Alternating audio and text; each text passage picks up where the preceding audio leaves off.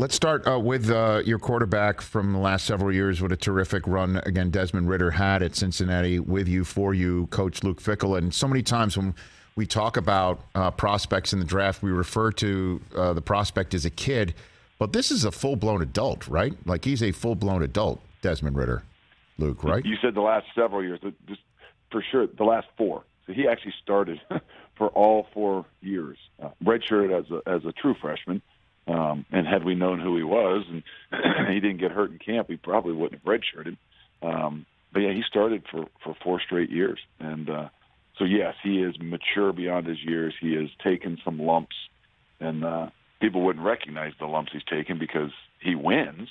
But there's a lot of lumps that went into playing as a freshman, playing as a sophomore as you grow through, not just learning the game, the college game, but also really kind of grooming a team. So it wasn't that he just had to learn how to play quarterback. He had to kind of bring a whole culture along from his freshman year on. I guess also was referring to the fact he's a dad, too. Like he's got and he threw another thing onto the plate of being a father as well.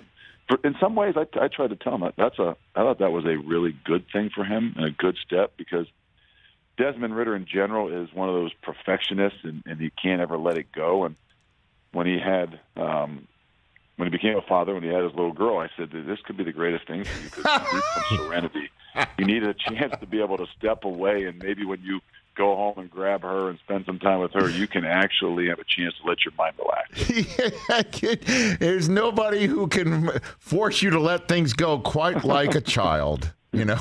I would know. 6 times over, wow. I understand that. Now, I've got 3 at home myself. What do you mean by it's tough that he has tough times letting things go, though? What is that? What are you referring to? Well, he's a perfectionist, and you know, unlike kind of like me too. And I go home and my wife's like, "Can you just be here now?"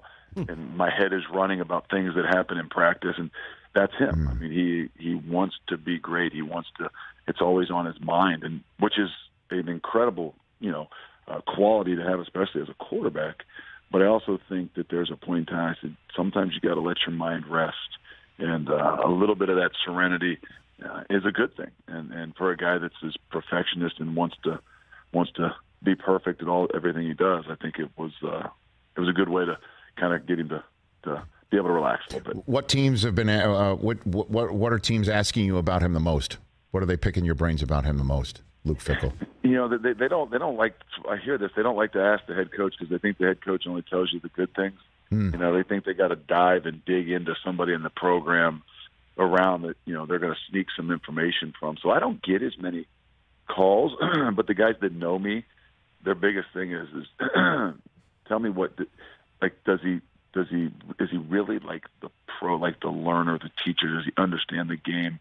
How really smart and knowing of all. And I'm like, might be one of the greatest things he has. I sit in the quarterback room usually every day, and he could run those meetings and he could teach it.